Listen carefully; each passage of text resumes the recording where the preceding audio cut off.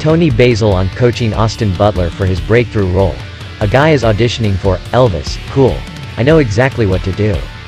Because I danced in the 60s, and I still can dance. I'm probably the only one alive that did dance in the 60s and can coach it, chuckles Toni Basil, who, long before she had a huge 80s hit with Mickey, was dancing in Elvis Presley movies like Girl Happy, Viva Las Vegas. She was the iconic girl with the red dress on in that film, and Clambake. In more recent years, Basil has become the go-to choreographer for retro movies like Tom Hanks's That Thing You Do, and Quentin Tarantino's Once Upon a Time in Hollywood. So, when Austin Butler, who'd had a small part in that latter period film, was up for the Oscar-baiting leading role of a lifetime, Basil was just the person to get him in pelvis swiveling shape for his big Elvis audition. Basil recalls getting a call from a vocal teacher about Butler. "I was told, this guy is auditioning for Elvis. We think you're the one to work with him. Since you worked with the real Elvis, you'll be able to coach him," she tells Yahoo Entertainment. "There were no instructions, but I didn't need instructions. A guy is auditioning for Elvis, cool. I know exactly what to do." Interestingly, Basil recalls that two other actors hoping to landing the titular role in Baz Luhrmann's fantasy biopic, a real American musical, like the old days, were dispatched to her by the same vocal coach, but she can't recall those actors' names. Ansel Elgort, Miles Teller, Aaron Taylor Johnson, and Harry Styles were some of the reported frontrunners in the casting process, but Basil chuckles, I certainly would have remembered working with Harry Styles. They all wanted the role really badly, but Austin just worked so hard. I think Austin encompassed the many things that it was going to take, because it wasn't just how you danced and how you popped your knees, there was something much more to it.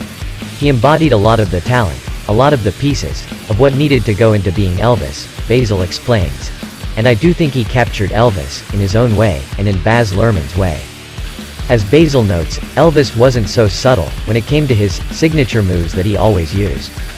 If you go back to his early days through his Vegas days, there were many signature moves and it wasn't a lot of different moves. So, encapsulating Elvis's essence had to go deeper than just the basic choreography. There was also, of course, his face and his persona, which was part of his whole presentation, says Basil. And he went through several decades of Elvis's life. When you are doing the life of someone like Elvis, who everyone can go back and see on YouTube or go back and see his films, that's really stepping in there. There's a real fine line of, is it going to be a caricature of this person, or reality, where is that fine line, because Elvis was very broad. So, what did Basil tell Butler to do, when he was trying to channel the king, during their several meetings at her LA studio? "You don't tell," she clarifies. "You can't tell someone. It's physical. But it's so easy to look at all of Elvis's old early videos, late videos. There's so much material on him. So, we'd grab a song and begin to imitate Elvis's movement and put it on Austin.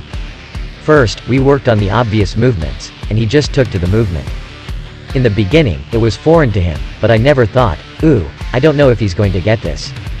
He moved seamlessly, moved through it by hard work." Would Basil say Butler was a quick study? "I would say he was studying quickly," she quips. That's for sure. Basil says she knew Butler had something special about him that made him perfect for the part, even if he didn't physically look like Elvis, because, she notes, his face was similar in beauty. Elvis was kind of drop-dead gorgeous, so they kind of needed an actor that embodied that vision, what Elvis was all about. And there was a beauty about Austin, like a James Dean or a Leonardo DiCaprio. A star, the face of a star. Of course, Basil appreciated the actual Elvis's undeniable beauty when she appeared in Clambake, in which she had a little solo, leaping over this 6-foot-high bush, running from behind it and jumping on a trampoline. Boy, did I hold my breath. Girl Happy, and especially Viva Las Vegas, on which she worked closely with Presley and his co-star Anne Margaret as the assistant choreographer. But she claims that she was absolutely not attracted to Presley, even though her girlfriends were all crazy about him. She insists, "He was not my type. I remember the Rolling Stones were coming into town, and Mick Jagger was much more my type than Elvis. But I really liked Elvis. He was so kind."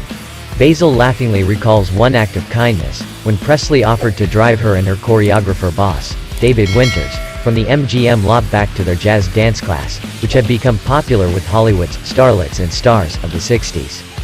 Viva Las Vegas director George Sidney had hired Winters and Basil after he dropped by to observe Anne Margaret taking the class. Elvis drove down there with us, dropped us off, we started the class. And then all of a sudden, about half an hour in, Elvis came and stood in the doorway. Well, the vibe of the class changed. Everybody kept dancing, but you can imagine, seeing Elvis standing in the doorway was kind of a surreal moment, Basil chuckles. The students realized, oh my god, it really is him. Toni and David really are choreographing this film. It was pretty amazing. And I said to David later, hey, why did Elvis come up? And David said, well, I think he was kind of eyeing Sue Leone, the blonde bombshell Lolita actress who attended their class that day. Basil remembers that Presley was a great student himself, just like Butler. Elvis, like all big stars, worked very hard. The work ethic was there, and if the work ethic is not there, it just doesn't happen. And he worked extremely hard, she says. He was extremely generous with his time if you needed to work with him on a piece. And we would work with Anne and Elvis separately. We always taught Elvis what he was going to be doing, and then Anne separately in her trailer or in the studio, so when we finally brought them together, they weren't nervous about, oh, am I not going to learn this step quick? They were already rooted in the choreography, so when they came together, the rehearsal days ran very smoothly. Butler will be showcasing his own smooth dance skills at the Oscars ceremony on March 12, where he will perform on a music-packed night that will also star Rihanna, Lady Gaga, Lenny Kravitz, and Basil's dear friend David Byrne, whose This Is a Life, from the 11-time nominated Everything Everywhere All at Once, is up for Best Original Song. Basil and Byrne worked together more than 40 years ago on two of Talking Heads' most groundbreaking music videos, Once in a Lifetime, and Cross-Eyed and Painless, so for Byrne to be nominated in the same year that Elvis is up for 8 Oscars makes this year's ceremony a full circle, career-spanning event of sorts for Basil. Basil recalls, hanging out with Byrne and Brian Eno, they were recording their collaborative album My Life in the Bush of Ghosts, at a time when music videos were still a very new phenomenon. I had already started to do my music videos, but there was no MTV, she says. I was doing my video for a European company, and I showed them to Brian and David. Later, an impressed Byrne called her to collaborate on the Once in a Lifetime video, and, just like Butler and Presley, he was a hard worker and diligent student.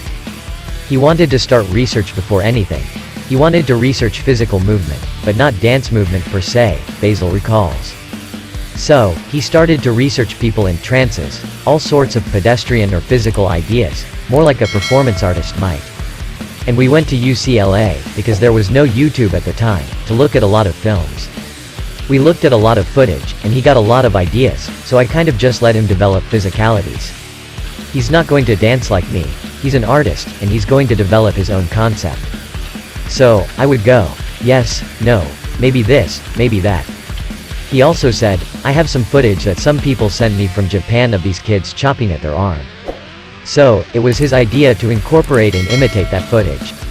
I actually ended up storyboarding with him and co-directing the shoot, and David ended up really choreographing it. For Cross-Eyed and Painless, however, Byrne let Basil have complete creative control as that video's director, after she showed him footage she'd filmed of the Northern California street dance crew Electric Boogaloos.